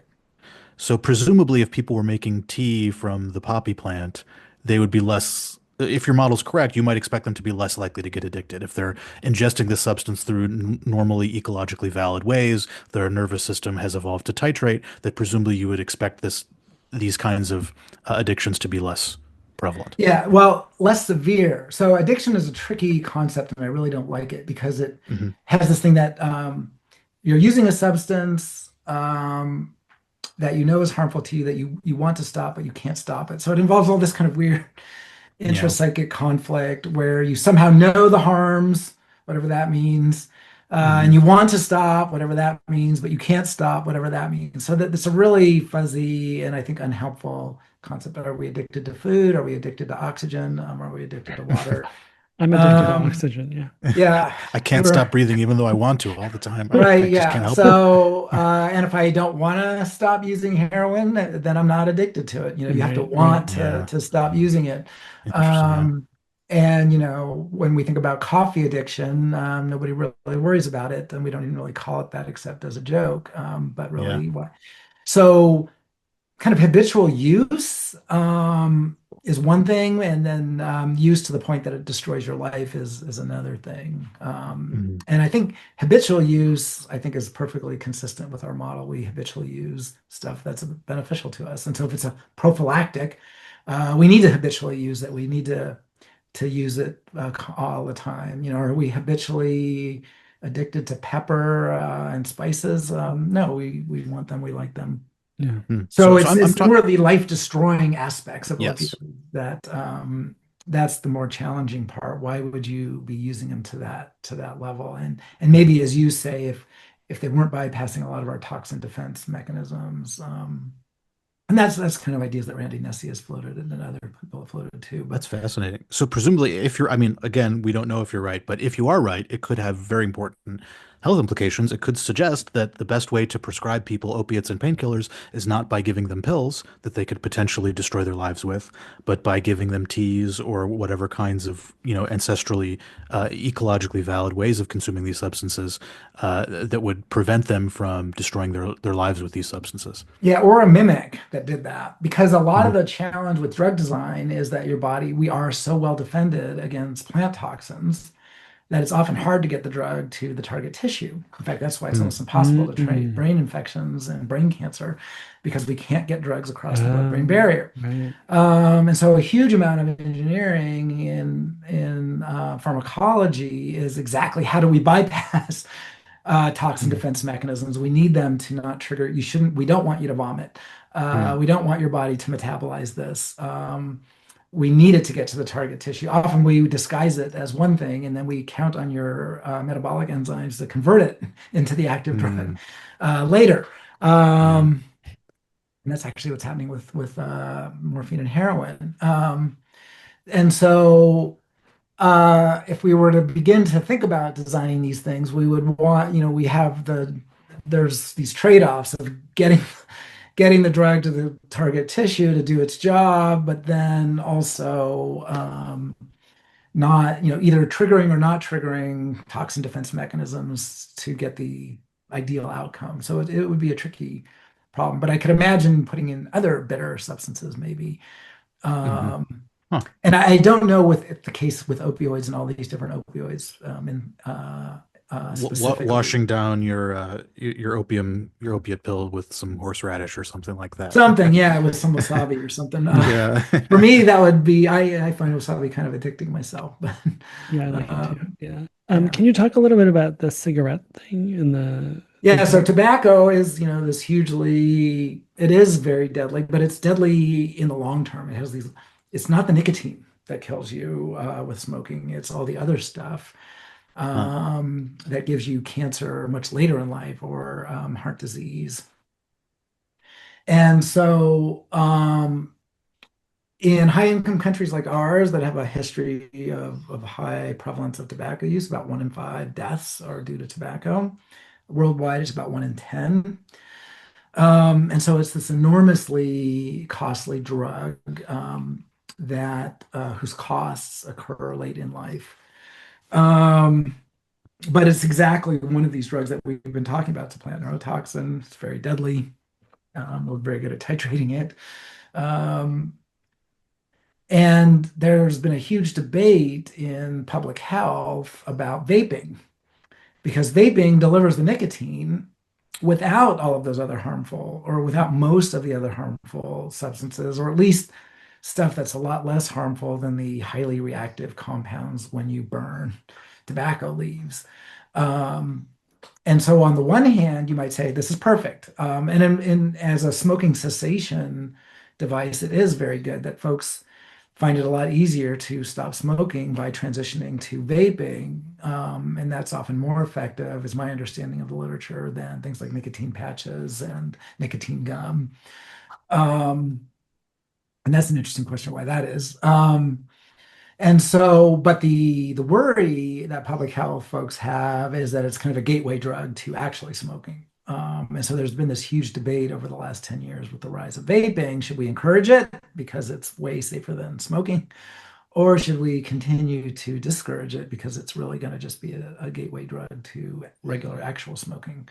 And I don't know if the evidence, it's hard to kind of separate out. There are these two camps, and they're kind of fighting each other. It's kind of like, the debate over COVID and all this stuff. It's gotten to the point where it's hard to know where the real truth is and what the best policy would be. But my bias is that eventually we're going to need something kind of like a drug sub. We love drugs so much. And I think, the rise of Starbucks and coffee is great because that one is really safe. And it satisfies our kind of desire for plant toxins. But we'll probably need a lot more of these that kind of satisfy our taste for plant toxins, but don't come with all these tremendously harmful side effects like cancer and heart disease or ruining your life with opioids. Um, and vaping was kind of the baby steps in that direction, but one that's been very controversial and, understandably so. Interesting. Yeah, I mean, it sounds like the almost everybody we've had on in some way or another, it's the argument that things are, you can have insights from an evolutionary perspective that you would never get, but it also highlights that if you have a cartoonishly oversimple view of the world, you're going to be wrong.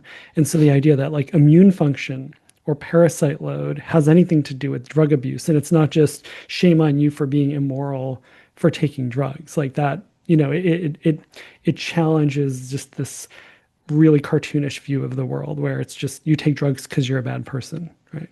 Or a weak person, or Mhm. because it's hijacked your Right, reward system. And, just pop culture, dopamine hit. We hear it, constantly. right. And it's really kind of getting the whole thing backwards, that these neurotransmitters are how your body works. And the buzz and the high is not from neurotransmitters, it's from compounds that evolve to interfere Right. with Yeah. Yeah. cellular Yeah. signaling. Hit is right, but they Um, mean it. They're saying the right word, but it's the wrong intention. Yeah. yeah, it's we're not getting hits from dopamine. We're getting from hits from compounds that evolve to interfere with dopamine. Exactly. Yeah. So it's So exactly the opposite. Yes. it's Very, exactly the very, opposite. yeah, Yeah. exactly. The but, I mean, David, feel free to jump in. I just wanted to, because I just want to cover a little more ground. Knowledge specialization and sort of, we've had some folks on talking about leadership and also like female leadership has been something we've kind of been going around. Can you talk a little bit about, you and I, we both had leadership papers come out roughly around the same time. Yours was an enormous, again, encyclopedic thing.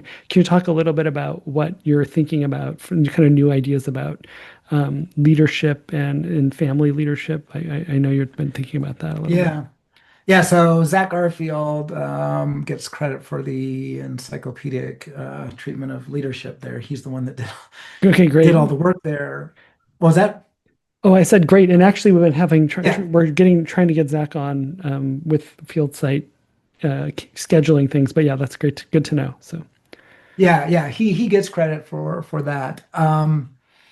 So this kind of actually goes back to Chagnon, right around the time I was getting my PhD, 2000. A book came out that accused Chagnon and his early collaborator James Neal, who's a geneticist, of deliberately triggering an epidemic in the Yanomamo using a dangerous measles vaccine yeah, I was an to, anthro minor when this was happening, and I was learning about it real time. I think the first John Tooby thing I ever read was John's basically just like post online about sort of what he found out about this. So yeah, this was a yeah, real thing when it was happening. This darkness in yeah, El this was, Dorado.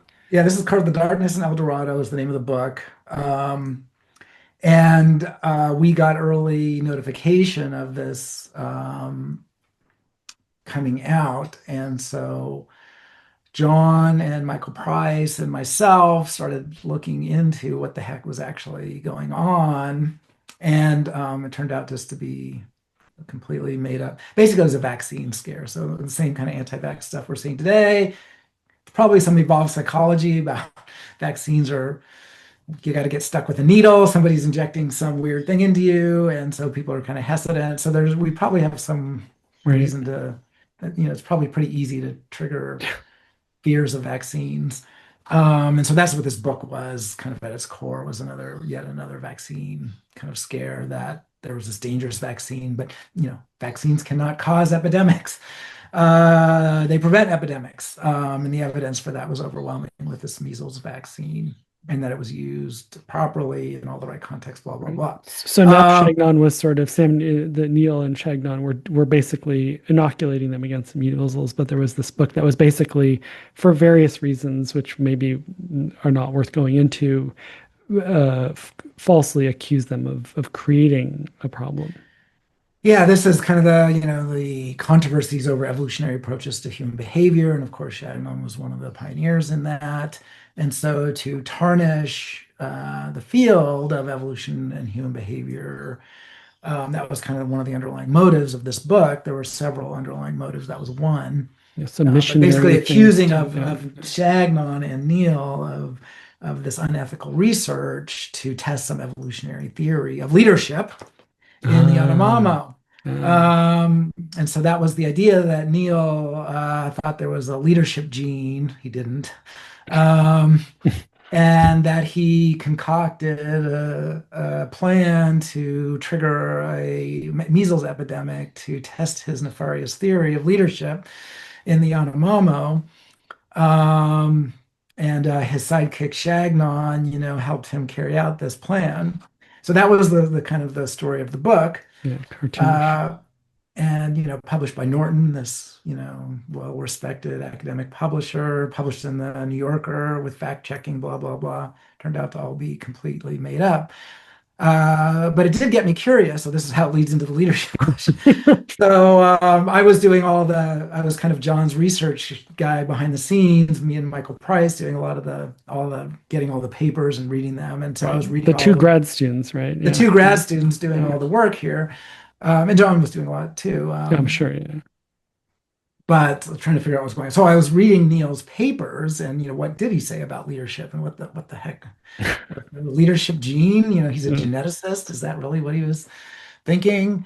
And no, Neil had this really key insight back in the 1950s and early 60s, before anyone really, and his work has been forgotten.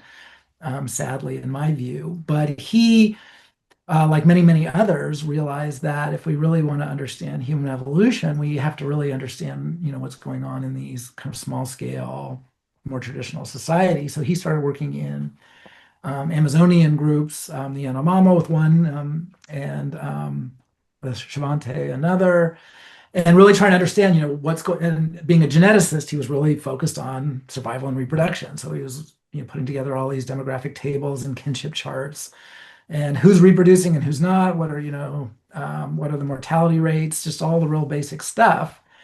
And what he discovered was that the headman in these communities were having way more kids, like way more than everybody else, than all the other men. And so he really began to think through what are the implications for human, if this, and he was careful scientist, but if this pattern characterized human evolution, these kinds of societies, that there's this real reproductive skew, that it's the headman that are having most of the kids among the men, what are the implications for human evolution? And of course, many, many folks have looked at status, and that this would select for status striving. And the desire to, achieve status. And that was not Neil's approach. He was like, what traits would be underselected? What traits allow these men to rise into leadership positions? And his answer was intelligence. That they're not the most aggressive guys or the strongest guys or the most violent guys. They're good at pretty much everything. They're kind of jack of all trades. They are good warriors. They are good hunters. They're not necessarily the best warrior. They're not necessarily the best hunter. They are good at tribal lore and knowledge, and all the things that leaders are good at. And he said that takes smarts. And he said, I'm not talking about IQ here, but I'm talking about some more general notion of ability, these general Is it just the ability to pick things up quickly, just like to learn skills? Well, he didn't go into his idea too much. I mean, he was really a geneticist and much more focused on genetics. So this was a little bit of a hobby side thing for him. He only wrote a few things on it. And he left a lot of details out. Like okay, so these guys are maybe smarter than average. And he had these kind of Monte Carlo models, actually, Hmm. where he kind of shows that it wouldn't take too much, given the patterns that he's seeing, and given, a bell curve of the heritability of some sort of innate ability, you'd get Hmm. selection pretty quickly for it. But he really didn't go into, okay, these guys might be, on the smart end of the scale, but how does that allow them to rise into the leadership position? He admitted, he said, I'm not really sure what it is. He said, well, he observed these guys, what they did, and he said, I can really see that they're respected by everybody and they're respected for their talents. Hmm. And I thought, and I remember talking about this with John, and we were both like, wow, that's actually a really good idea. And Neil was viewing this as one of the driving forces in encephalization. So, how do we go from Encephalization meaning brains getting bigger over brains evolutionary getting time. bigger over evolutionary time? How do Yeah. we go from a chimp-sized brain of 400 milliliters to a human-sized brain of, 12 to 1400 milliliters? Hmm. And so he said, could this be, one of the keys to that puzzle? This reproductive skew in headman. So I've always I tucked that in my back pocket as an idea to pursue later and begin to work out, fill in some of the gaps that Neil didn't fill in, like how do these guys rise into this position? And so when I took on Zach Garfield as a student, I said, hey, you've been working on status with Ray Haynes as an undergrad, and I've been always wanting to kind of look at leadership more broadly. Is Neil right? Is there this reproductive skew? Are these guys viewed as smart and intelligent? Is that really a universal feature of leadership in hunter-gatherer and other small-scale societies? So I said, if you're interested, we can really dig into that and see if Neil was onto something here.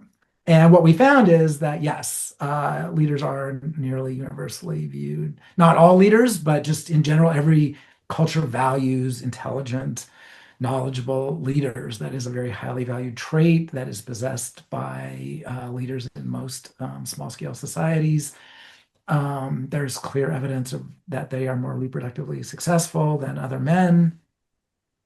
And so that really gave us the empirical foundation that yes, Neil's onto something here, and we should start to think about the importance of knowledge to other people and the importance of some of these skills to other people that would allow these guys to rise. And what are the cognitive challenges of leadership that these guys might be better at solving than, and just a little bit better. Doesn't have to be a lot, Hmm. just that little bit of genetic variation.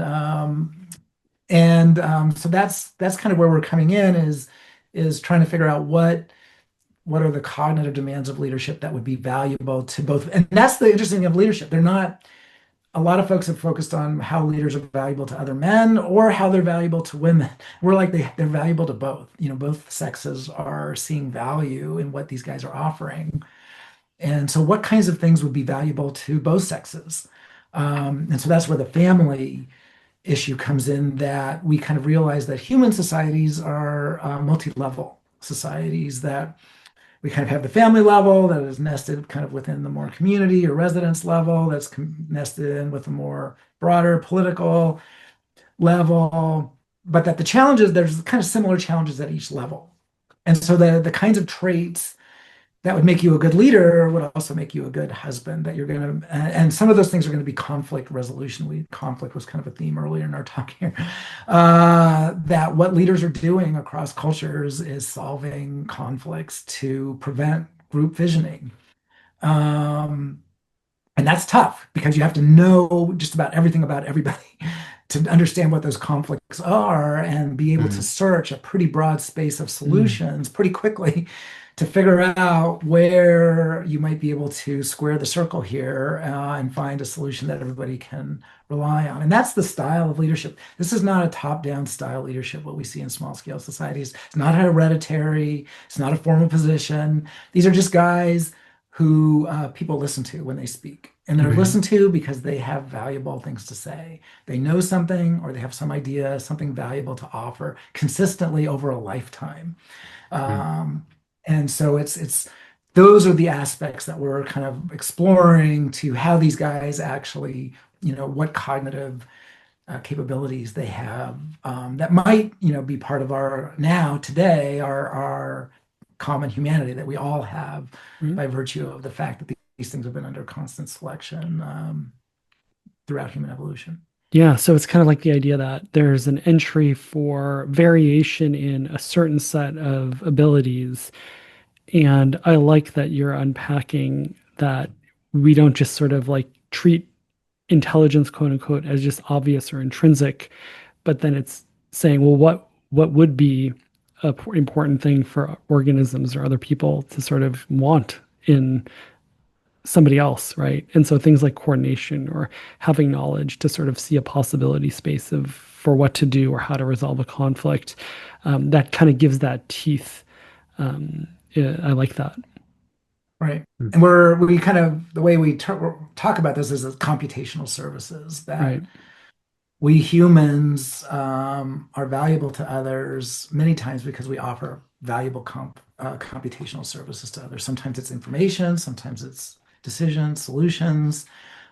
Sometimes this comes in with the self-medication aspect, the sort of triad there is that we have kind of spices and drugs, but we also have traditional medicine that shamans are key figures in small scale societies. And one of the main things they do is offer traditional plant-based medicines that are, again, special plant toxins that are effective at treating certain kinds of illnesses. Right. And that's a very cognitively demanding task, to figure out which of these various combinations of these various plant substances. You have a symptom profile that you have to figure out what does that symptom profile indicate, and then how do I match it to some combination of plant toxins. There's a lot of computation going on there to solve those kinds of problems. So that would be another example of a computational service in addition to these more leadership-oriented ones that we think might have been really valuable in traditional societies. So we're kind of broadly characterizing this and then when you look at the family level, who's doing all of those things? It's mothers. They're having to treat their kids, and they know a lot of traditional medicine. They're having to solve conflicts with all their kids, some of whom are adults, some of whom are infants. There's this daily conflicts that moms are having to solve. So we actually think a lot of the selection wasn't in these male leaders, but in moms leading their families and doing exactly the same thing that the headman is doing at the community level, moms are doing at the family level. So the selection on the cognitive abilities might initially have been in females. Yeah, it's really interesting. I mean, being a Hoping. parent, and we're all parents, and David and I are really in the thick of it right now, is like Yeah. the control system is like a division of labor. I mean, my son's getting a bit older, and I think is a bit older than your daughter, David, but you're like, your brain is for two, Yeah. you're like, you're Your brain is watching the for two cars or more. or more, And if you're in right? a Yeah, no, traditional exactly. society, Yeah, you have five kids because yeah, humans have this short interbirth interval of about two and a half Mhm. years, and this very long developmental period. And so you're not like a chimp mom where it's one kid at a time. Human moms are, one, then two, then three, then four, then yeah, five kids, and you're dealing with all of them. yeah, And they're at different ages, they have different needs. Some of them are entering the mating market, others are sick, others are fighting with the kids next door. And so it's yeah, just a massive problem that you're trying to solve on literally Yeah. a minute by minute basis. yeah. I can't say like I think, I mean, maybe science approaches it, but I don't think there's anything in my life that I've ever used like every drop of my quote unquote intelligence as much as in for Yes. parenting. Yeah, Yeah. my wife, teases me that this whole idea, she deserves credit for this whole thing. Because me observing her, Yeah, and also both of us just dealing with parenting when our kids were young, it was just yeah, constant scheduling and Yes. negotiating, and just the cognitive demands were just really pushed both of us to the edge of what and then both trying to get our careers going, mm, and it was intense.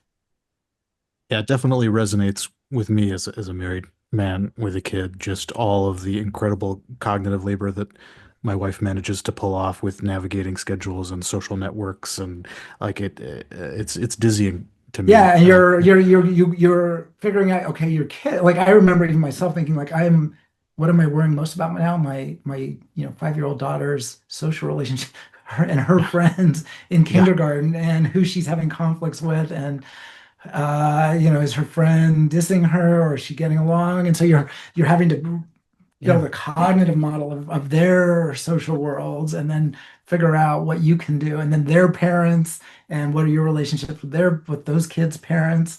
Yeah. It's just and in mothers in traditional societies, that's just it's multiplied Yeah.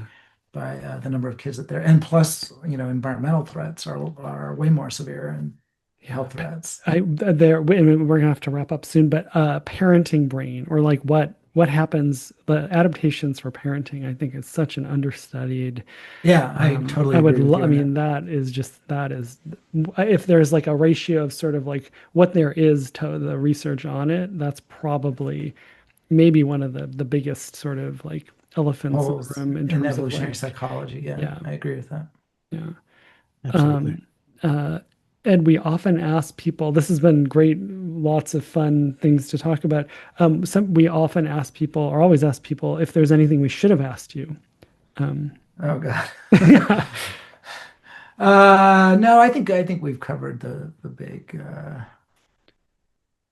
I I guess feel like we've the barely scratched the surface in no, terms I of know stuff I wanted to exactly. talk about. We Yeah, got to have you yeah, on again. yeah, yeah. We yeah. have Well, music and dance yeah, we have and Yeah. music and yeah, dance. We haven't talked about that one. yeah, We haven't talked about the challenges and barriers and successes of evolutionary thinking in the social sciences. That's a yeah, Mhm. yeah. um, Yeah, we were just talking to w- Christina about sort of what even are the areas within the evolutionary social sciences, and we talked a little bit to like Dan Conroy Beam on about sort of how the mating literature has been progressing, but we haven't, we've there's been ebbs and flows of like how the evolutionary behavioral sciences are going, but yeah, we haven't. There's still a lot more to say about that. Yeah, Mhm. right. So that'd be an area. I'm trying to think if there's any other. you are incoming Human Behavior and Evolution Society president too. Yeah, Yeah. And the kind of polarization that we see in the nation is reflected in our society as well. So that's mm, Yeah. going to be fun. yeah, Yeah. That's going to be fun to navigate. yeah. Scientists are I people. mean, you're going to need to do a lot of computational services I mean, in Yes, yeah, yeah, the no, the exactly. the Yes, thank conflict you for your, management there. yeah, I may lose my position and may be dethroned very quickly here, yeah. and Um, hopefully it doesn't hurt my reproductive success too much here. no, you're Um, good. yeah, that'll be interesting. And we do have there's challenges in science in general right now, and Right. the publishing landscape. There's a lot of challenges there too with our journal EHB, and Yeah, how do we want to go with that? That we're going to yeah, be dealing with, right. Which is Elsevier. Yeah, which is the Elsevier, which of course is pretty controversial with many academics. right, right. I was Right with the shocked. wrong. I mean, we can cut this, but I was shocked at like the Elsevier profits or like publishing profits. It's insane. Yeah, there's a paradox there that their publishing profits are insane, Yeah. and yet their publishing fees are about the same as nonprofit journals. So if you look at the um, article publishing Right. costs, the Yeah. Sure. Sure. APCs Sure.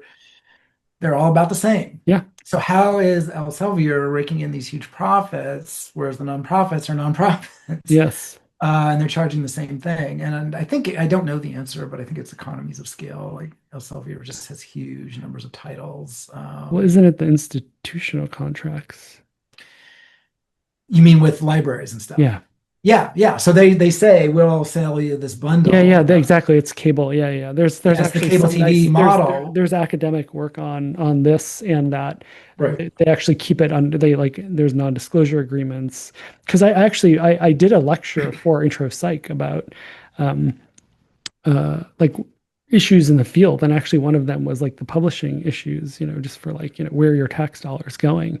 And if And people it's want not to, it's not just tax, it's tuition dollars. I was yeah, just an looking enormous at amount there's of all this money. stuff about overhead right now. So I was looking at Yeah. where is our overhead at WSU going? So just the other day I was digging into our budget.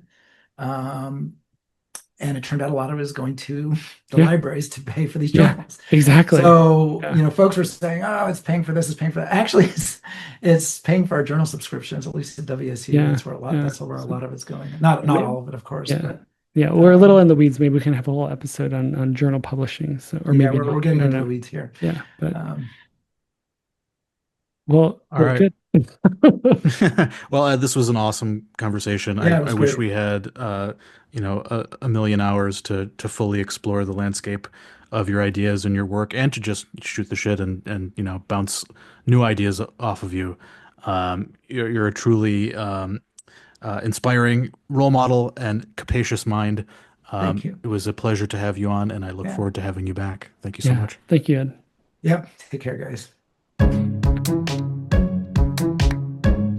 So, David, we finished up another episode. Really, I'm enjoying this. How are you doing? I'm having a blast. I mean, I have a great time on each one. Yeah, I learn a lot, and it's fun to talk to you. And yeah, and so I hope everybody is enjoying it. If you are enjoying it, please, what can people do, David? Well, they can leave us a kind review, they can tell a friend, they can climb a mountain and shout, Evolutionary Psychology, the podcast is the best, as loud as possible. Oh, that was really And specific. That was good. yeah, well, yeah, if everybody did that, then, It'd everyone be would know about weird. us. It'd be It would be weird. weird and interesting. You can also check out our Patreon page and support us. Really, any kind of encouragement, support of any kind is fuel for us. It just motivates us to keep doing these episodes, bringing on new people, talking to each other.